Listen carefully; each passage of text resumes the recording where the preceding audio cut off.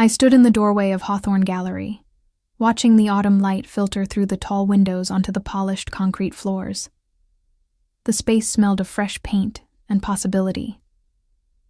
After 3 years of working under demanding gallery owners in Seattle, I had finally opened my own contemporary art gallery in Portland.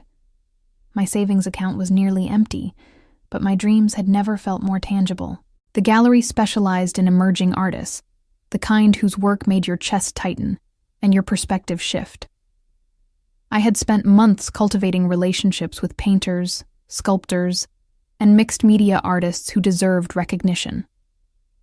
Every piece in my inaugural exhibition had been chosen with meticulous care.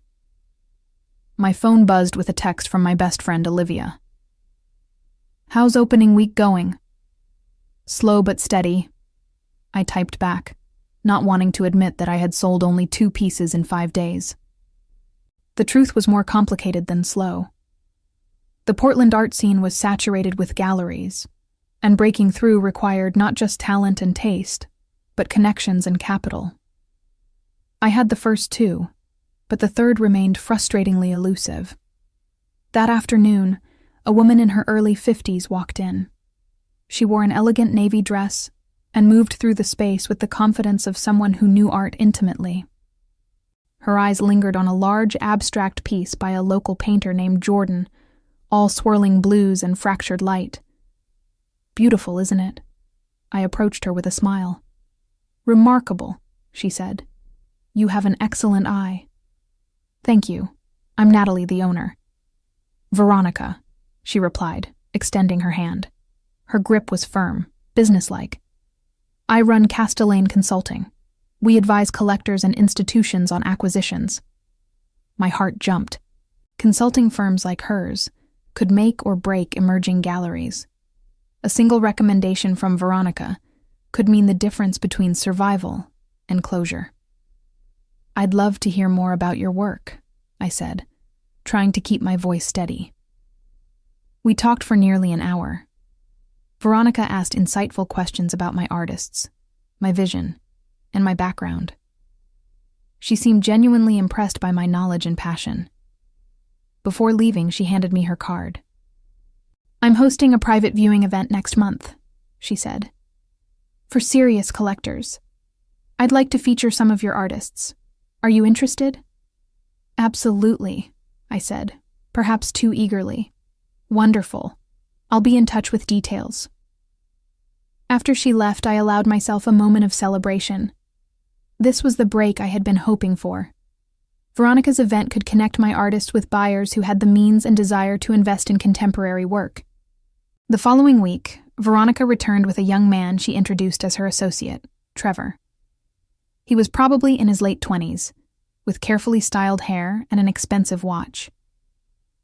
Where Veronica radiated professional warmth, Trevor seemed perpetually bored, scrolling through his phone while she examined the artwork. "Trevor handles our digital presence and client communications," Veronica explained. "Nice space," Trevor said without looking up. Over the next 2 weeks, Veronica became a regular visitor. She asked to borrow several pieces for what she called preview purposes, assuring me they would be featured prominently at her event. I carefully packaged 3 of my best works, including Jordan's abstract piece and 2 sculptures by an artist named Felix.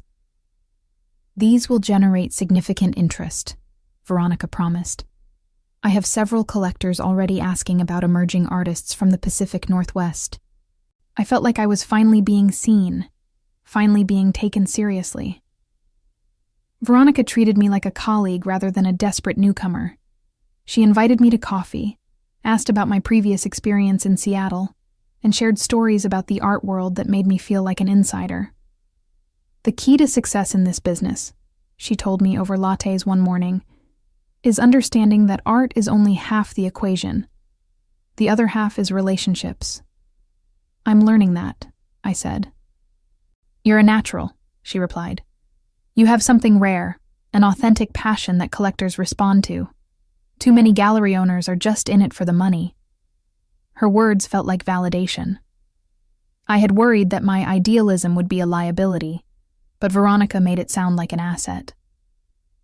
Trevor remained largely indifferent during these conversations, occasionally interjecting with comments about market trends and demographic targeting.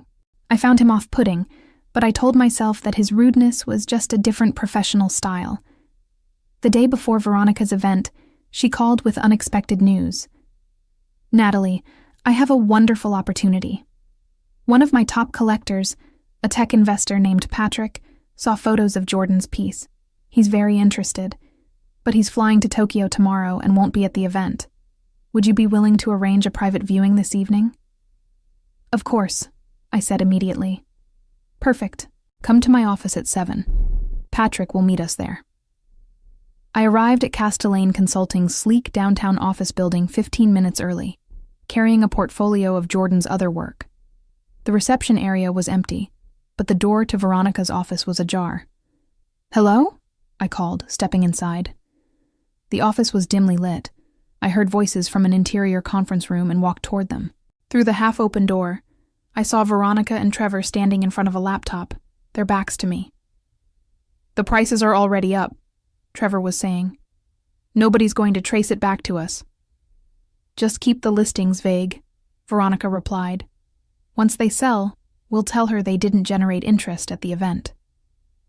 I froze, my hand on the doorframe.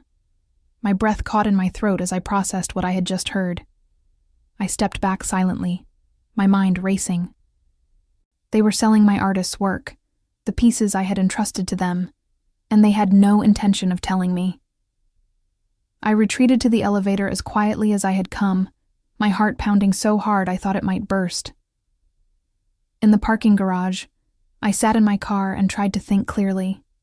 Part of me wanted to storm back upstairs and confront them, but another part, the part that had learned to be strategic during my years in Seattle's competitive gallery scene, told me to be smart. I drove home and immediately opened my laptop. It took less than 10 minutes to find the listings. There, on an exclusive art sales platform, were all 3 pieces I had loaned to Veronica. Jordan's abstract painting was listed for $12,000, triple what I would have charged. The sculptures by Felix were similarly overpriced. The seller's account was registered under a generic business name, but the photos were unmistakably the ones I had provided. I felt sick. I had been so desperate for validation, so eager to believe that someone with Veronica's reputation saw value in my work, that I had walked straight into a trap. She had never intended to feature my artists at any event. She had simply wanted free inventory to flip for profit. My phone rang. "Veronica."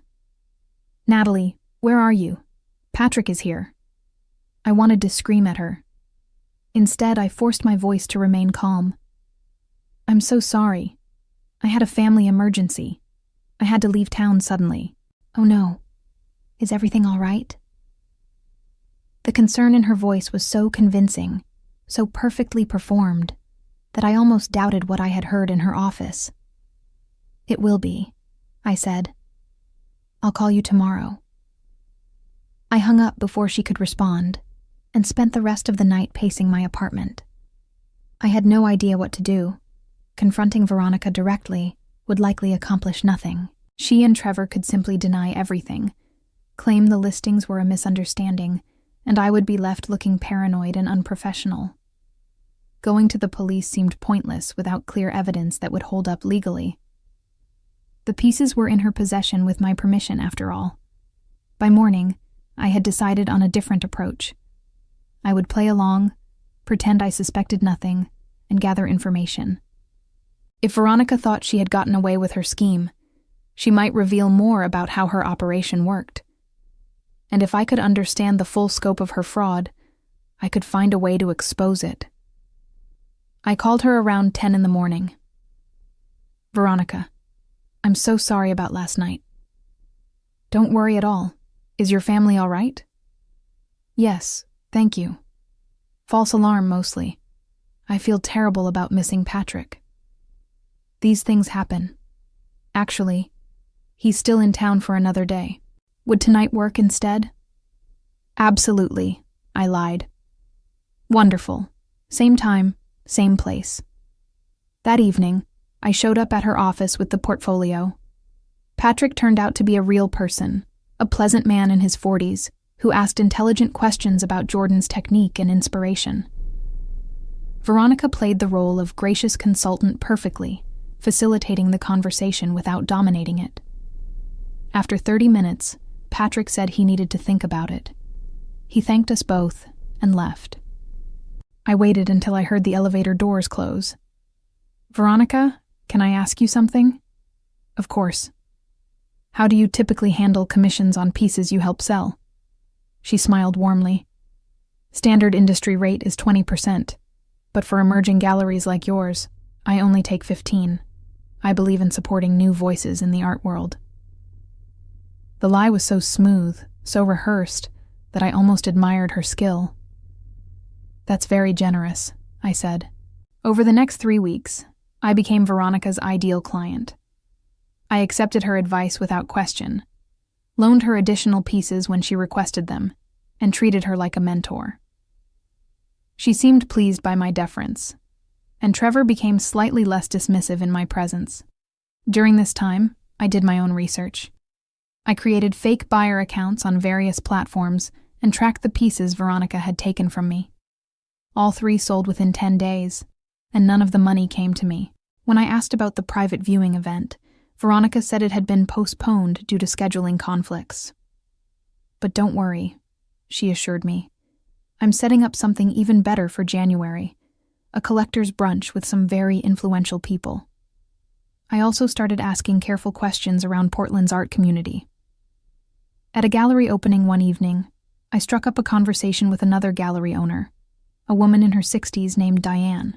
"Do you know Veronica from Castellane Consulting?" I asked casually. Diane's expression shifted, something dark passing across her face. "I know of her. She's been helping me connect with collectors." "Be careful," Diane said quietly. "I had a friend who worked with her 2 years ago. It didn't end well." "What happened?" Diane glanced around to make sure no one was listening. "Veronica borrowed several valuable pieces for what she called a preview event. My friend never saw them again. When she confronted Veronica, she threatened to ruin her reputation in the industry. Said she'd spread word that the pieces were fakes, that my friend was a fraud. My friend didn't have the resources to fight her legally, so she let it go.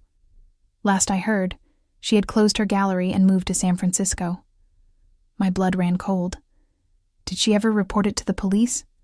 "She tried, but Veronica had paperwork showing the pieces were loaned voluntarily, and without proof of sale, there wasn't much the police could do. Veronica's smart. She always stays just on the right side of legal." I thanked Diane and left the opening early. In my car, I sat in silence, my hands gripping the steering wheel. Veronica was not just an opportunist. She was a predator with a system, someone who had refined her methods over years of targeting vulnerable gallery owners like me. The realization that I was not Veronica's first victim changed everything. This was not just about recovering my artist's work or getting the money she owed me. This was about stopping someone who had built a career on exploitation. I spent the next several days thinking through every possible approach. Confrontation was out. Legal action seemed unlikely to succeed, given what Diane had told me. But if I could not beat Veronica through conventional means, I would have to outmaneuver her, using her own tactics. The idea came to me late one night, while I was reviewing my gallery's finances. Veronica's entire operation depended on trust and access. Gallery owners gave her their best pieces because they believed she had the connections and expertise to sell them. But what if I could create a situation where her reputation was damaged beyond repair?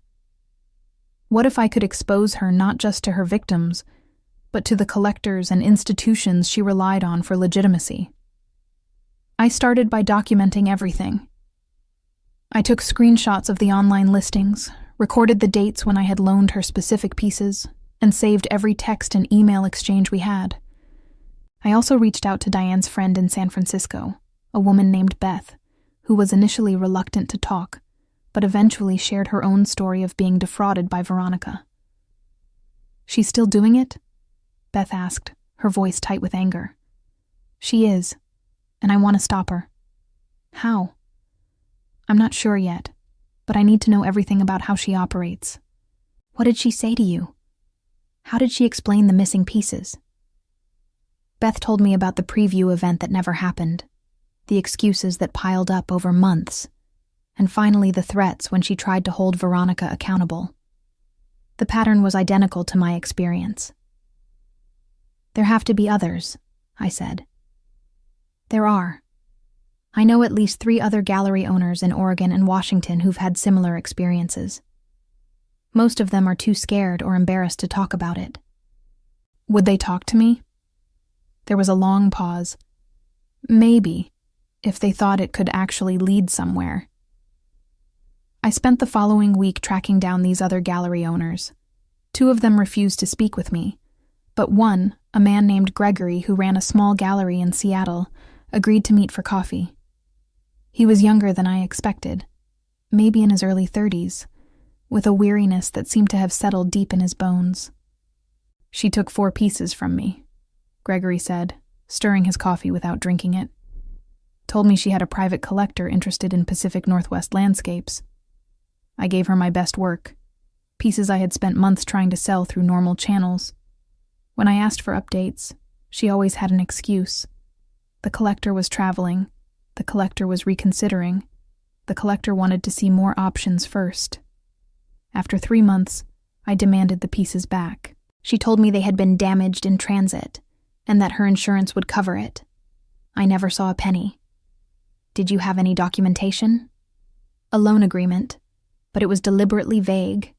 She's careful about that. Everything is verbal promises and implications. Nothing she says can be used against her in court. I felt a familiar anger rising in my chest. So she just gets away with it? She has so far. Gregory finally took a sip of his coffee. What are you planning to do? I'm going to expose her, I said. But I need to do it in a way that can't be dismissed or threatened away.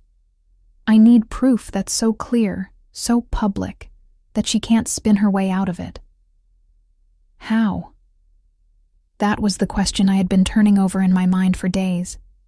Veronica's power came from her reputation among collectors and institutions. If I could damage that reputation in front of the people who mattered most to her business, I could neutralize her ability to hurt anyone else. An idea began to form, risky and elaborate, but possible. Does Veronica still host events? I asked Gregory. She does, usually small, private affairs for collectors. Why? Because I think it's time she hosted one more. Over the next 2 weeks, I put my plan into motion. First, I reached out to Veronica and expressed interest in hosting a collaborative event at my gallery. I framed it as an opportunity to showcase both established collectors and emerging artists in an intimate setting. I've been thinking about what you said, I told her over the phone. About relationships being half the equation. I'd love to learn from you by co-hosting something together. Veronica was intrigued. What did you have in mind? An evening event at Hawthorne Gallery. You invite your collector clients, and I'll provide the artwork and the space. We can split any sales that result. That could work, she said slowly. When were you thinking? Mid-December, before everyone leaves town for the holidays. We agreed on a date, and I began the careful work of setting up what I knew would be Veronica's downfall. I contacted every gallery owner I could find who had been victimized by her, including Beth and Gregory. I asked them to document their experiences in writing and to provide any evidence they had, no matter how small. I also did something else, something I hoped would give me leverage. I created a fake collector persona, a wealthy buyer from Vancouver with an interest in contemporary sculpture. Using a burner email and phone number, I contacted Veronica's business and expressed interest in acquiring pieces for a new corporate collection. Trevor responded within hours, eager and professional in a way he had never been with me in person. Over several exchanges, I got him to describe Castellane Consulting's process in detail, including how they sourced pieces and priced them for clients. Every email was another piece of evidence. As December approached, I felt the weight of what I was planning. This was not just about revenge. It was about justice for everyone Veronica had exploited. But I also knew that if my plan failed, I would likely lose everything I had built. Veronica would ensure I never worked in the art world again. The night before the event, I barely slept. I reviewed my preparations obsessively, checking and rechecking every detail. The morning of the event, I arrived at Hawthorne Gallery at dawn. The space needed to be perfect, not just aesthetically but strategically. Every piece of artwork, every sightline, every positioning of furniture had to serve my larger purpose. I had arranged for catering from a local restaurant, simple but elegant appetizers and wine. Veronica had sent over a guest list of 32 people, all collectors or art advisors from her network. I had added 10 of my own guests, though I had not told Veronica who they were. By 6 in the evening, everything was ready. The gallery glowed with carefully positioned lighting, and the artwork looked spectacular. I had chosen pieces from artists Veronica had never met, ensuring she could not interfere with them the way she had with Jordan and Felix. Veronica arrived at 6:30, impeccably dressed in a black silk blouse and tailored pants. Trevor followed behind her, carrying a leather portfolio. "Natalie, this looks wonderful," Veronica said, surveying the space with approval. "You've really outdone yourself." "Thank you. I learned from the best," I replied, my smile perfectly calibrated. The guests began arriving shortly after 7. They were an impressive group, well-dressed and clearly knowledgeable about art. Veronica moved through the crowd with practiced ease, introducing collectors to one another and pointing out specific pieces with authoritative commentary. I played the role of grateful protégé, deferring to Veronica's expertise and making sure her wine glass stayed full. Trevor stationed himself near the entrance, checking people in against the guest list on his tablet. At 7:45, my own guests began to arrive. First came Beth from San Francisco, whom I introduced to Veronica as a collector interested in emerging artists. Veronica showed no sign of recognition. Either she had defrauded so many people that individual faces blurred together, or she was an even better actress than I had realized. Gregory arrived next, and I saw a flicker of something cross Veronica's face. But she recovered quickly, greeting him with professional warmth. "Gregory, what a surprise. Are you still in Seattle?" "I am," he said evenly. "I heard about this event and wanted to see what Natalie has been working on." The other gallery owners I had contacted trickled in over the next 15 minutes. Most of them Veronica did not seem to recognize, but I noticed Trevor watching them with increasing suspicion. At 8:15, I asked for everyone's attention. The crowd quieted, turning toward where I stood near the center of the gallery. "Thank you all so much for coming tonight," I began. When I opened Hawthorne Gallery 6 months ago, I had a vision of creating a space that honored both artistic integrity and the business realities of the art world. I've learned so much during this time, particularly from my mentor, Veronica. Veronica smiled graciously, clearly expecting a tribute. "Veronica taught me that success in this industry requires understanding relationships and trust," I continued. "She taught me how collectors think, how to present work in ways that resonate with buyers, and how to navigate the complex dynamics of the contemporary art market." I paused, letting the words hang in the air. "She also taught me something else, though I don't think she intended to. She taught me how predators operate in spaces built on trust." The room went completely silent. Veronica's smile froze. 6 months ago, I loaned Veronica 3 pieces of artwork for what she described as a private viewing event. Those pieces never appeared at any event. Instead, they were listed for sale on online platforms under a shell business name. The money from those sales, over $30,000, never reached me or my artists. Veronica's face had gone pale. "Natalie, what are you talking about? This is completely inappropriate." "Is it?" I pulled out my phone and projected images onto the gallery's white wall using a small portable projector I had set up earlier. The first image showed Jordan's abstract painting on the art sales platform. The second showed the listing details, including the seller's account information. The third showed the date of sale. "These are serious accusations," Trevor said, stepping forward. "You can't just—" "I have documentation for everything," I said calmly. "Emails, loan agreements, sales records, and screenshots of listings. But I'm not the only one Veronica has targeted." I gestured to Beth. "This is Beth. 2 years ago, Veronica borrowed 4 pieces from her Seattle gallery under similar pretenses. Beth never saw those pieces or any compensation." Beth stepped forward, her voice shaking slightly, but determined. "Veronica threatened to destroy my reputation in the industry if I pursued legal action.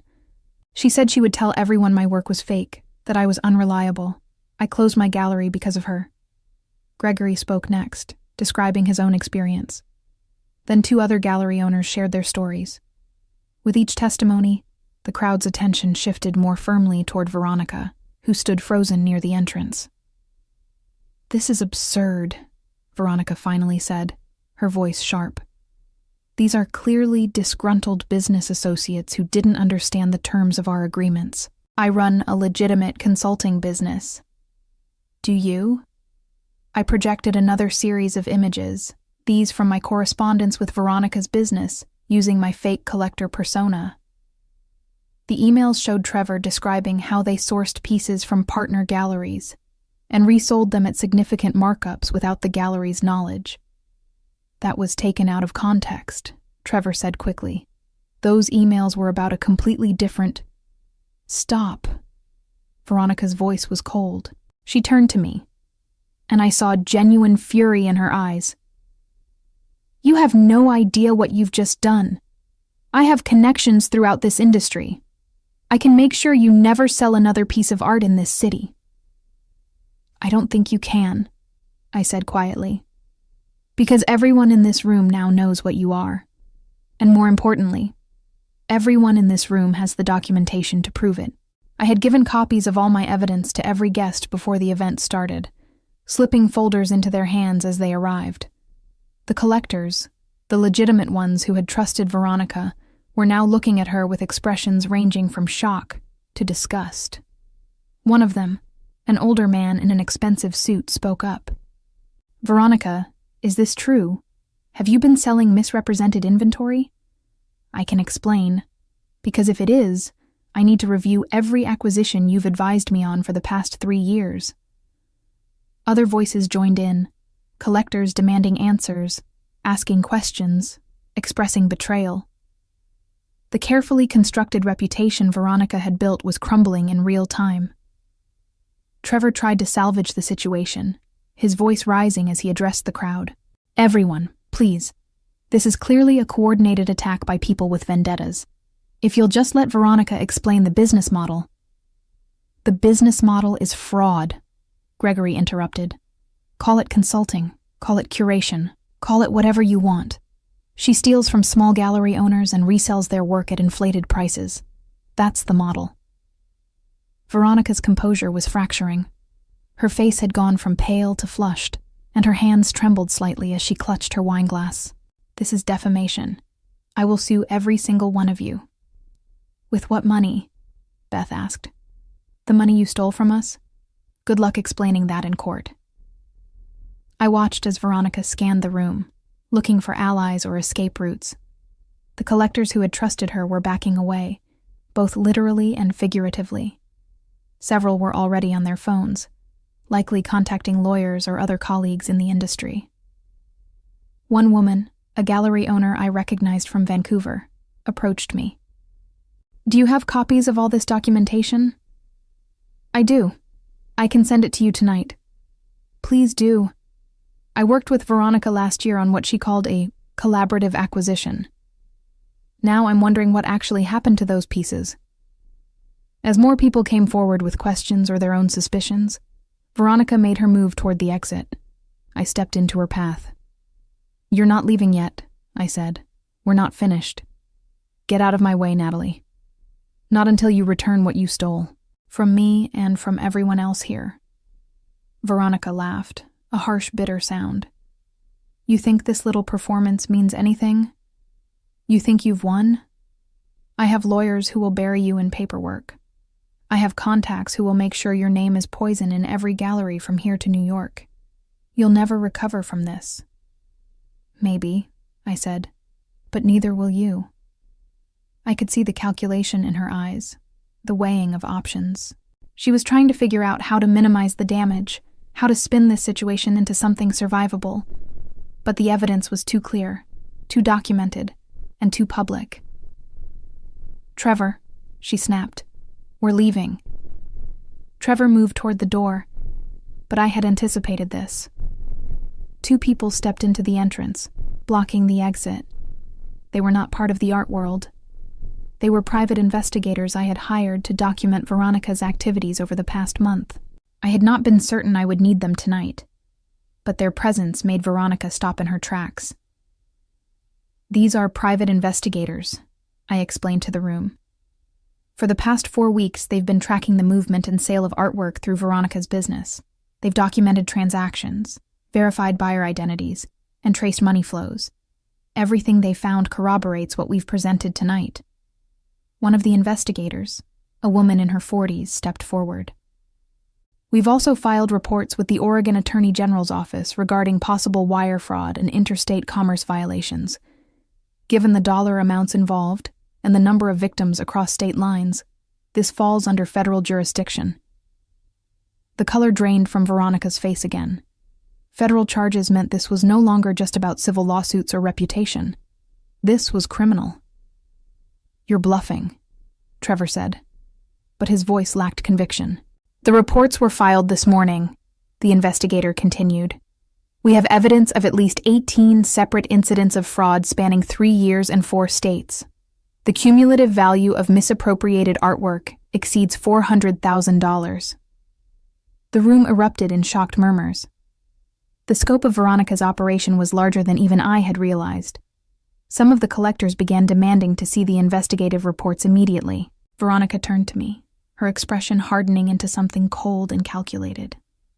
"You've made a mistake, Natalie. You think you're protecting people, but you've just painted a target on your back. There are others in this industry who operate the way I do, and they won't appreciate you setting this precedent." "Let them come," I said, "because now there's a blueprint for how to stop them." I gestured to the folders I had distributed earlier. "Everyone here has documentation not just about Veronica's specific actions, but about the patterns and tactics used in these schemes. The shell companies, the vague contracts, the verbal promises that create deniability. It's all outlined. And I've sent copies to the major art industry publications, along with a detailed account of tonight's event." That was the final blow. Veronica's face twisted with rage, and something else. Fear. Public exposure in the industry meant her business model was finished. No gallery owner would trust her, no collector would work with her, and no institution would take her calls. "You self-righteous fool," Veronica hissed. "You have no idea how this world actually works. The big galleries, the auction houses, the top-tier consultants, they all operate in gray areas. You think your precious integrity will protect you? It won't. You'll be crushed by people with more money and fewer scruples than I ever had." "Maybe," I said, "but at least I'll be able to sleep at night." The investigators moved to flank Veronica and Trevor, making it clear they were not leaving without having some difficult conversations first.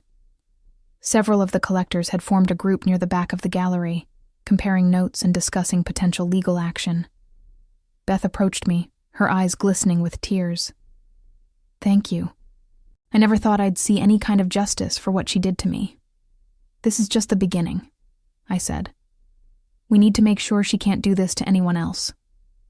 Gregory joined us, along with the other gallery owners who had been victimized.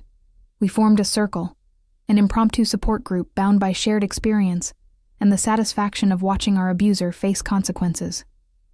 "What happens now?" one of them asked. "Now we rebuild," I said. "We share information, we support each other, and we create a network that makes it harder for people like Veronica to operate." As the evening wore on, the dynamic in the gallery shifted. What had started as a confrontation became something else, a community forming in real time. The collectors who had been deceived by Veronica began talking with the gallery owners she had defrauded. Connections were made, business cards exchanged, and a genuine spirit of collaboration emerged from the wreckage of her reputation. Veronica and Trevor were eventually escorted out by the investigators, who informed them that formal interviews would be scheduled within the week. As they left, Veronica turned back one last time, her gaze locking with mine. "This isn't over," she said.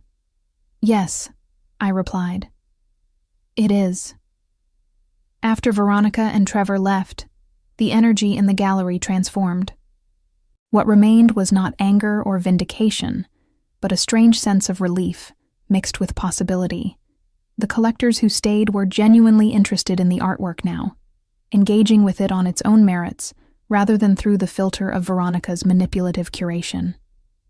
I sold 3 pieces that night, all at fair prices that appropriately compensated the artists. It felt like a small miracle after months of struggling to break through, but more valuable than the sales were the conversations that emerged.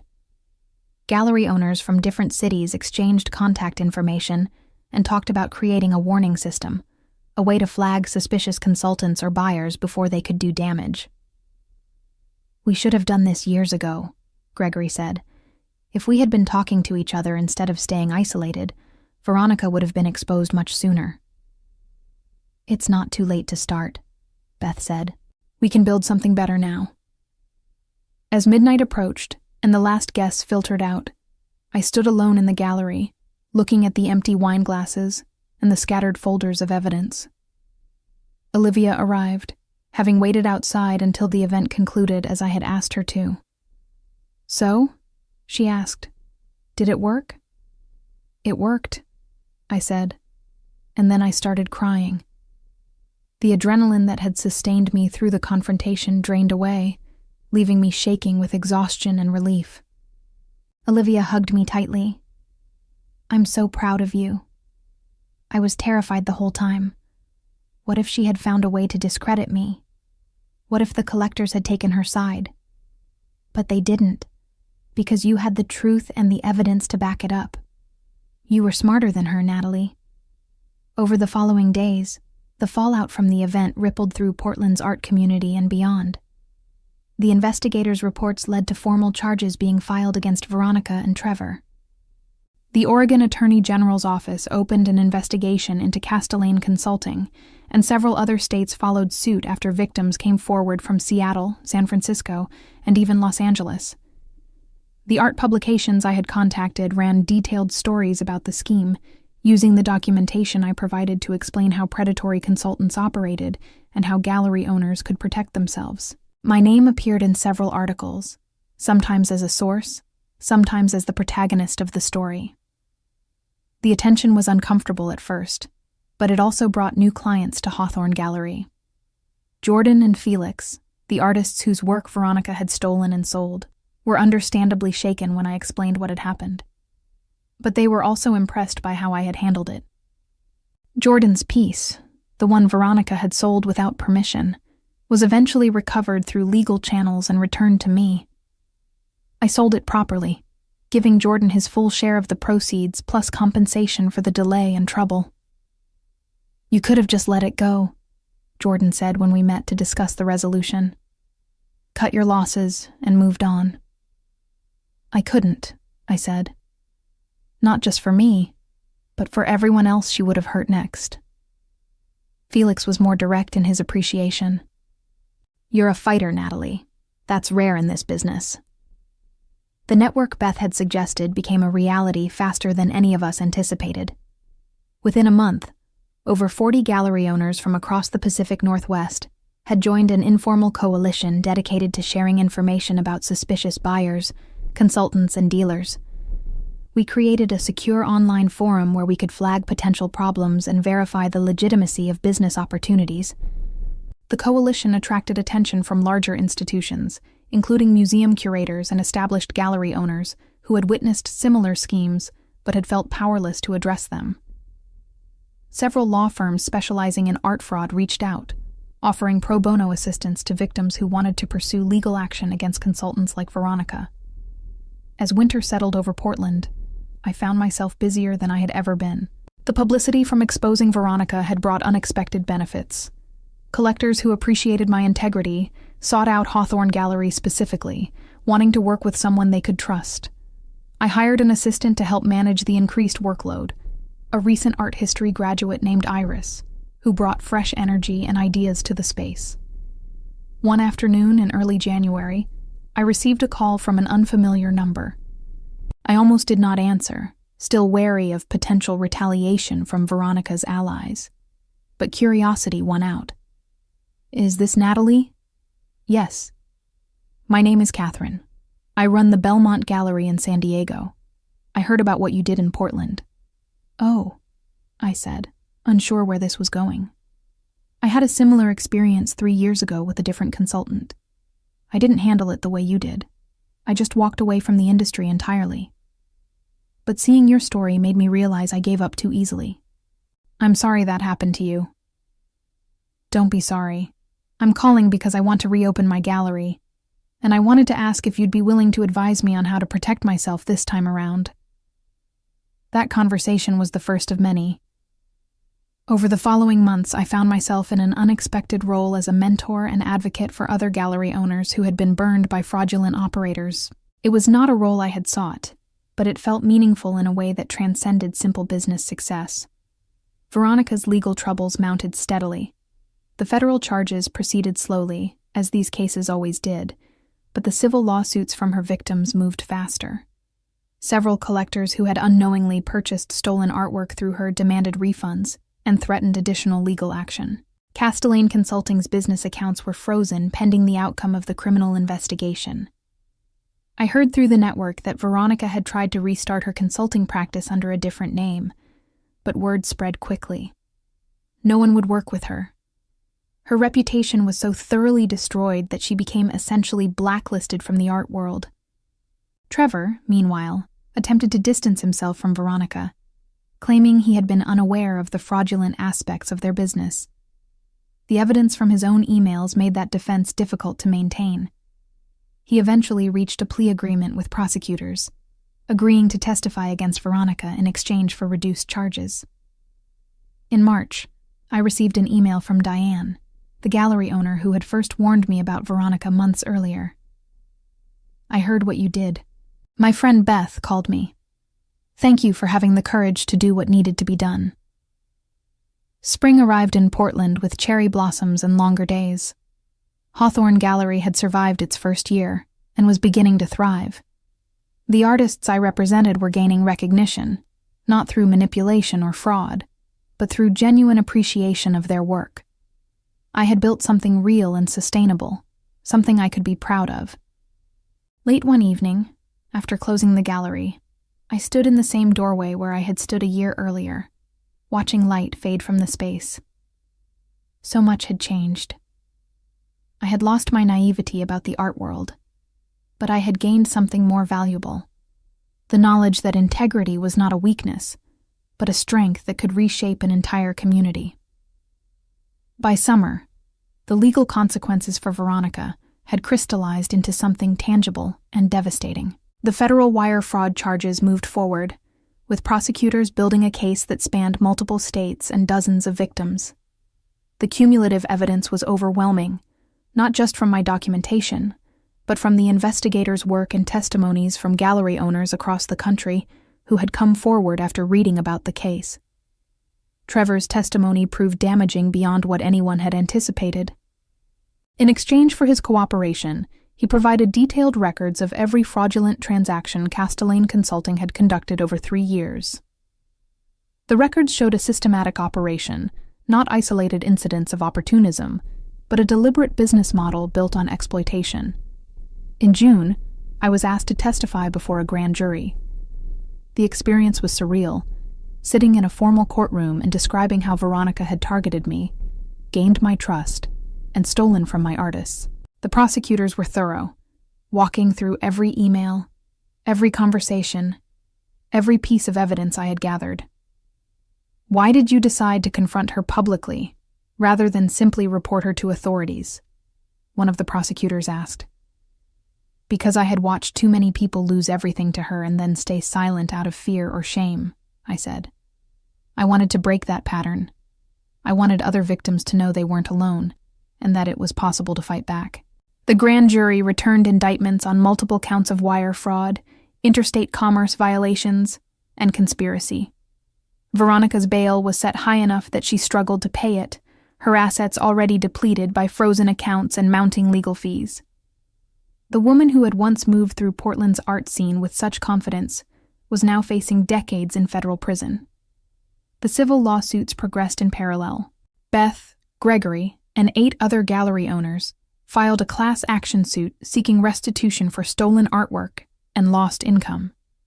The dollar amounts were staggering, collectively approaching $1 million, when accounting for the market value of pieces that had been sold without authorization. Veronica's lawyers attempted various defense strategies. They argued that the loan agreements signed by gallery owners constituted permission to sell the work. They claimed that any profits beyond agreed-upon commissions were simply shrewd business practices rather than fraud. They suggested that the gallery owners had been negligent in not following up more aggressively on their loaned pieces. None of it worked. The evidence was too clear, and the pattern too established. Judge after judge rejected motions to dismiss, and settlement discussions went nowhere because Veronica refused to accept responsibility for her actions. She still thinks she can win, Beth told me after one particularly contentious court hearing. She still believes that money and lawyers can get her out of this. Let her believe it, I said. Reality will catch up eventually. In August, I received an unexpected visitor at the gallery.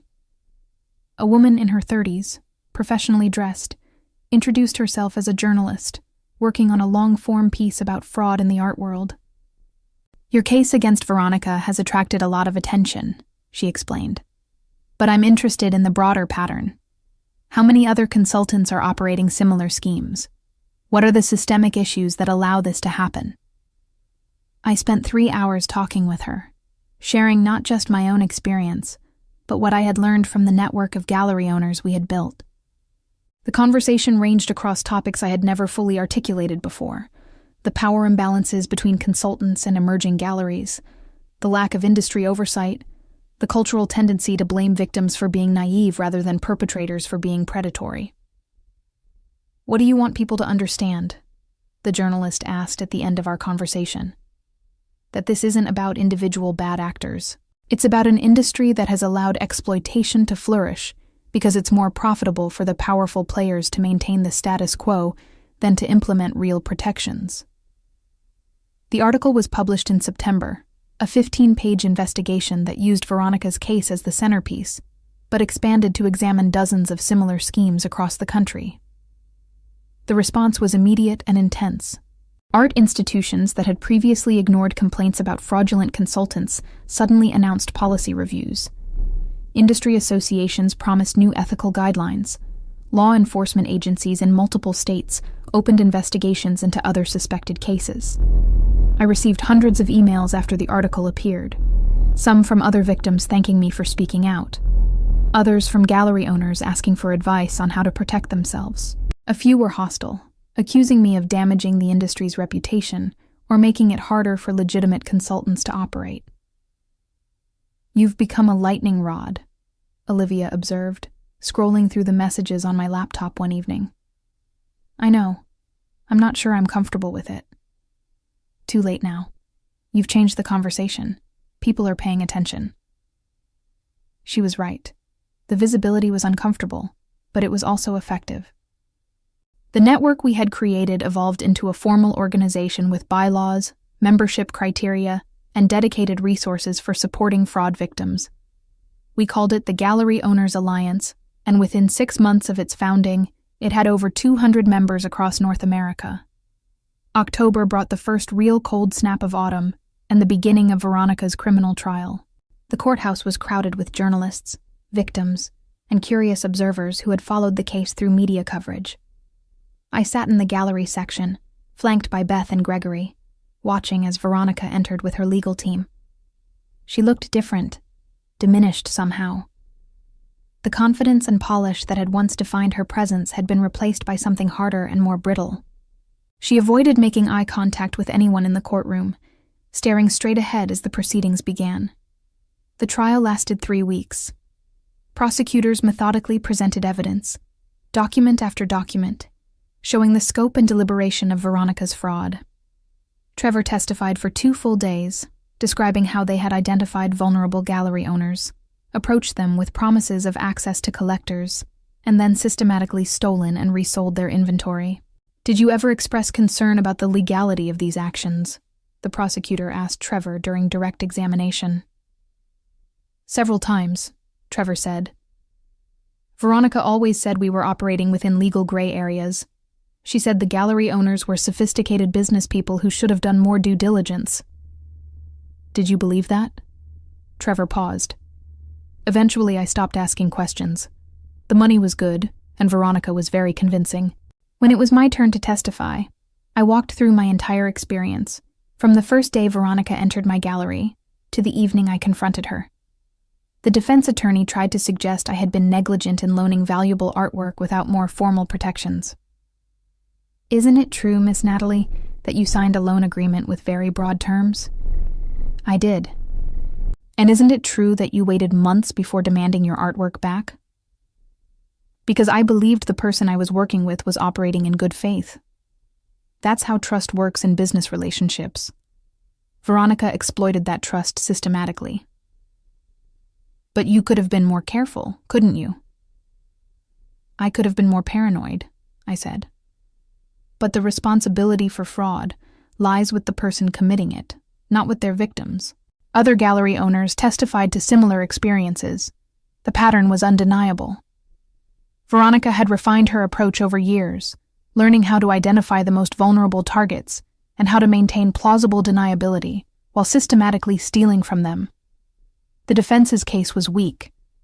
They argued that Veronica had genuinely believed she had permission to sell the artwork, that she had intended to share profits eventually, and that any failures to do so were business disputes rather than criminal acts. But the documented lies, the shell companies, and Trevor's testimony about deliberate fraud made those arguments ring hollow. During closing arguments, the lead prosecutor summarized the case with devastating clarity. This was not a misunderstanding or a business disagreement. This was a calculated, multi-year criminal enterprise designed to defraud small business owners who trusted the defendant's expertise and reputation. The defendant stole from people who could least afford it, people who were trying to build careers in a difficult industry. She showed no remorse, no willingness to make things right, and no recognition that her actions were wrong. The evidence demands accountability. The jury deliberated for 6 hours. When they returned, the verdict was guilty on all counts. Veronica showed no emotion as the foreman read each count aloud. Guilty of wire fraud, guilty of conspiracy, guilty of interstate commerce violations. Sentencing was scheduled for December. In the meantime, Veronica remained free on bail, though her movements were restricted and her passport had been surrendered months earlier. As autumn deepened, I tried to return my focus to running the gallery, but the trial had taken up enormous emotional energy, and I found myself exhausted in ways that had nothing to do with physical tiredness. I had gotten what I wanted, justice for myself and for Veronica's other victims, but the process had been grinding and difficult. "You did the right thing," Olivia reminded me one evening when I expressed doubts. "All of those people who came forward, who testified, who joined the alliance, they're safer because of what you did." "I know.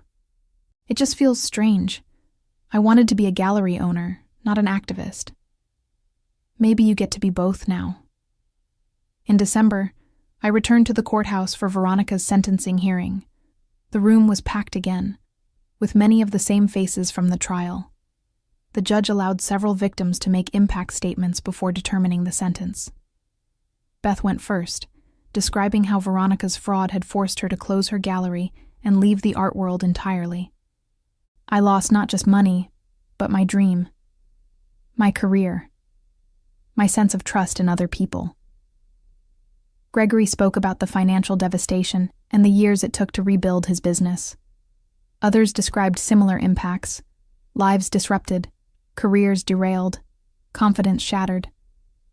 When the judge asked if I wanted to make a statement, I stood and approached the podium. "Your Honor, what Veronica did to me was wrong, and it hurt. But what makes it worse is knowing how many others she hurt before me, and how many more she would have hurt if she hadn't been stopped. I hope this sentence sends a message that exploiting people's trust and ambition is not acceptable, and that there are real consequences for that kind of predatory behavior."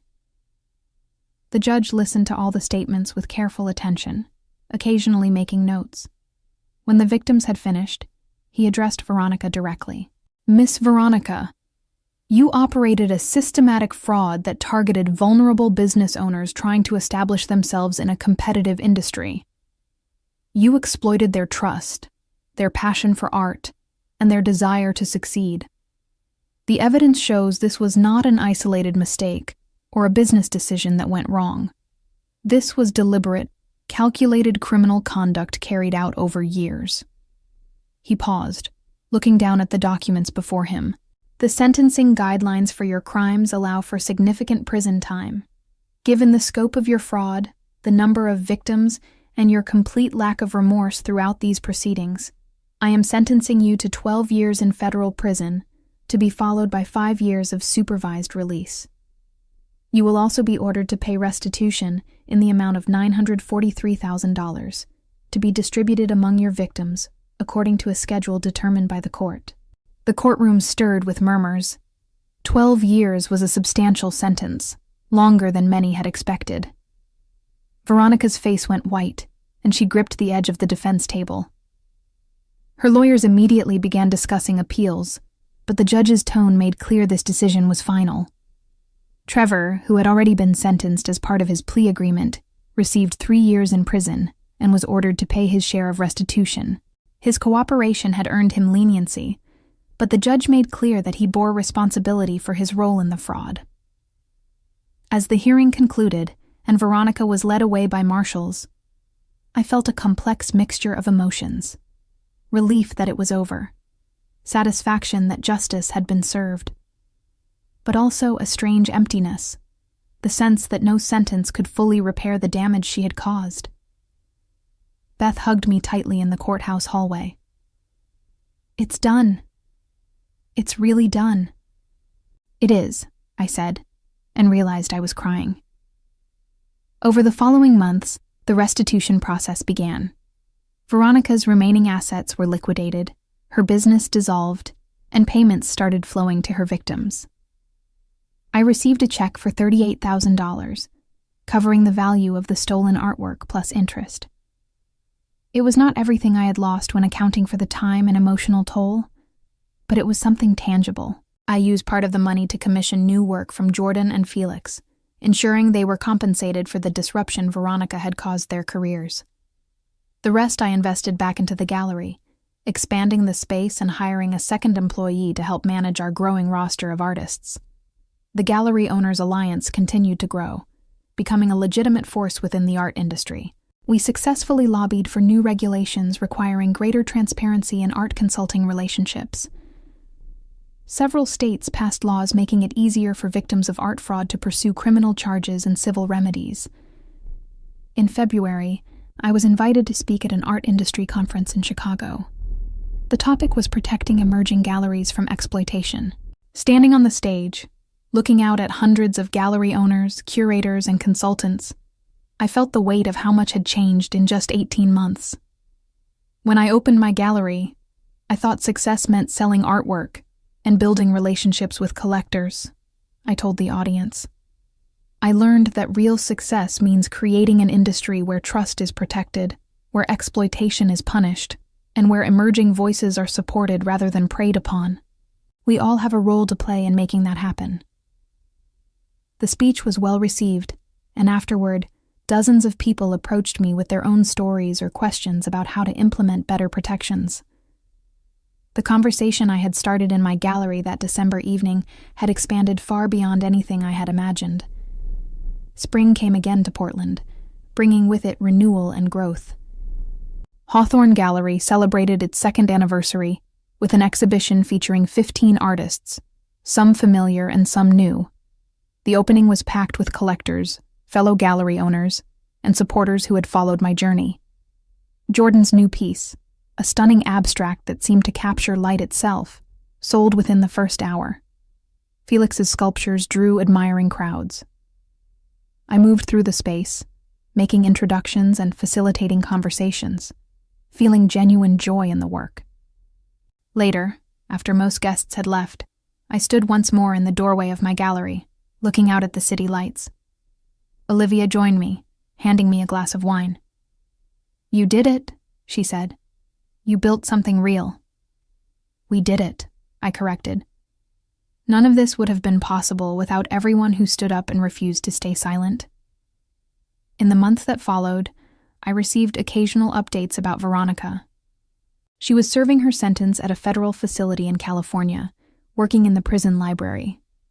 Trevor was at a different facility, maintaining his cooperation agreement. Neither had shown any signs of remorse or acknowledgement of the harm they had caused. But Veronica's downfall had been complete and public. Her reputation in the art world was permanently destroyed. Her financial assets had been seized and distributed to her victims. Her freedom had been taken for over a decade. Most importantly, her ability to harm anyone else had been eliminated. Other consultants who had operated in similar gray areas quietly changed their business practices, aware that the scrutiny on the industry had intensified significantly. Several were investigated and prosecuted following the precedent set by Veronica's case, facing their own consequences for exploiting vulnerable gallery owners. Trevor, despite his cooperation, found that his involvement in the fraud had permanently marked him.